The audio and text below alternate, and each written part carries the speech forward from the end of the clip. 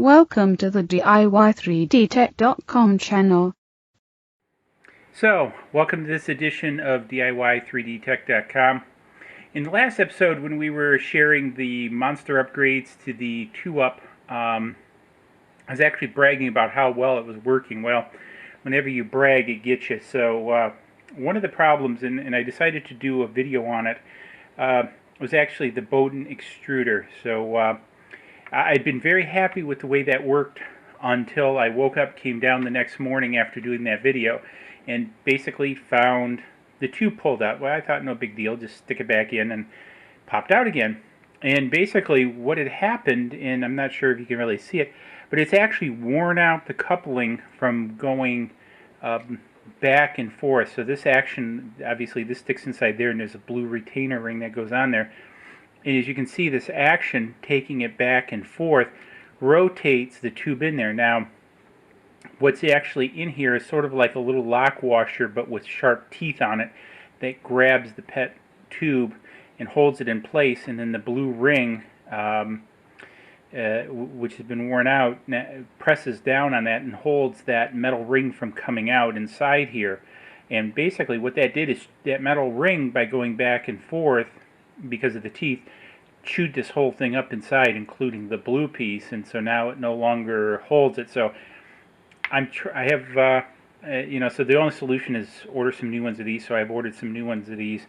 I'll put a link to these in the description below, because I had a little bit of a not really hard time finding it. I went and looked a couple places, but I mean, you just don't buy these every day, and I'm not sure exactly what to call them. So but I did find them, I actually ordered 10 of them, and since they sell them in lots of 10, I'm thinking that this is a fairly common problem. I haven't printed a ton with this, so I'm really surprised this is worn out, but after you think about the number of times it goes like this, I guess I'm not shocked. So part of what I'm doing is sort of experimenting with a better way to mount this to produce less resistance and stress on the going back and forth part.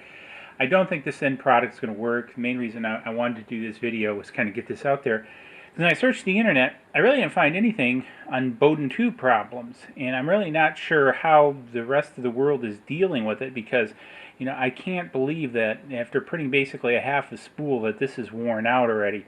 So I don't know if I'm doing something wrong or not, because before I had it coming down, looping around this way.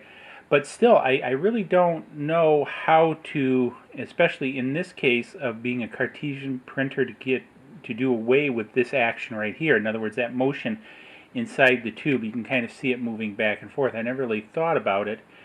In a Delta printer, because it's kind of like moving more in a circular motion, there is, I think, some, but I don't think it's as drastic in the movement as this is. So I'm really not quite sure how to solve it. So this would be a little bit of an adventure. So I wanted to do a video of the start of this adventure. So again, I printed up this bracket, and at first I figured, well, okay, I'll have it just point straight down.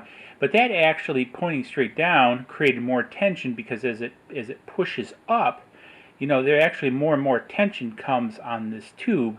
As you can see, it's kind of like a spring. So down here, there's actually very little tension, and so there's very little lateral motion. But as it goes up, the tension actually turns out to be quite a bit as it gets higher, and so that's a problem. So then I thought, all right, maybe I need to turn it back around and see what happens there. So I did that. I turned this back around, and instead of facing forward, I've now got it facing backwards, hoping that there'd be less pressure. But still, the function is, if I cut the tube shorter, I still have this upward pressure, so I don't know quite how to deal with this. One of the things I'm thinking about to take the strain off is actually moving the extruder cold end, the motor piece, further away from this, and actually having a longer tube, so the movements aren't so drastic. And again, I'm wondering, like on the causal deltas, if that isn't part of what's helping it, because this is a lot of movement after really thinking about it. So I'm not sure how to sort this out. Like I say, I've ordered new pieces. I've actually ordered, because these are relatively cheap out of China. This is I think J5 or a fifth version. So I've ordered a sixth. Um, just for the heck of it. It wasn't that expensive, and I'm going to try changing out that. Not that it's going to change the friction factor of this adapter, but I'm hoping just better prints in general, and um, I can get the whole unit faster than I can get these.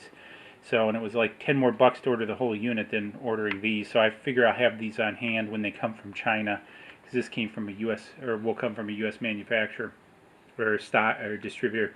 I'm sure it all excuse me, comes from China at the end of the day. So, anyways, this is the first part that I'm doing on this. If you have any suggestions, please leave them in the comments below. I'd really love to hear about it. It's probably going to be a week or so by the time I get all these parts in and do something with this. I do want to get it back up and running because I do need to make some parts out of PLA, and this is my only PLA printer. So I do want to get that going, but at the end of the day, I really would like to find a solution, and maybe I will switch back to direct feed extruder. I don't know yet. So I guess I just have to sort that one out when we get there. So anyways, hopefully this has been helpful. I don't know if you've had problems. Again, I searched the internet, and that's why I'm making this video. I really haven't seen anybody complain about this problem, or maybe it isn't a problem and it's just something you live with. But again, out of printing, I can't imagine going through one of these every half a spool. That's just simply not practical. Maybe every 10 spools or something like that. So that's why I'm making this video as a reference out there for others who may be having this problem and search and come across this, and can comment below and on the website. So please hit like below. It really helps us make these videos. It's free, and again, our goal is really to share a lot of these experiences with you, the viewer, and to help you out. Again, if you can learn from what we're doing here, that's a great thing. That's what this is all about. Also, a lot of stuff coming on the channel, so please subscribe. As mentioned in some of the prior videos, we have a new laser cutter coming and some CNC projects. So really a diversity in the home fabrication or the cottage fabrication industry. And that's really what we're exploring here at DIY3DTech.com. Is how we can use this technology, how we can create it, how we can use it to make interesting and technologically productive things. So again, thanks for watching, and see you in the next video. Cheers.